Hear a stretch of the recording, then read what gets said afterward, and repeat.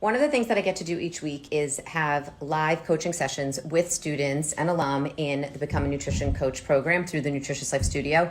And it is truly one of my absolute most favorite parts of the entire week. Seeing students just asking questions about whether it's about specific client coaching questions, their own personal nutrition, building a wellness business.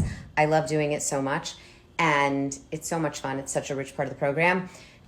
This last week, someone had a question about fertility and nutrition, and here's just an example of some of the things that we throw around on those Tuesday live Zooms. Check it out. So if you have someone that's coming in talking about, wanting to get pregnant, it's like you can't necessarily attack every single thing all the time. But even right there, if you just attack, like maybe it's a supplement they're starting, obviously check with their doctor, but maybe it's one supplement. Maybe they need vitamin D. Maybe they need to add in some full fat dairy, one diet change. Maybe they need to do a 5-minute meditation every day. And then maybe they need to just change up their fragrances and their deodorant, or even one of those. So those are 4 changes that together could have a really big impact. And none of those things were so major, but doing those things consistently can be a really pretty powerful thing.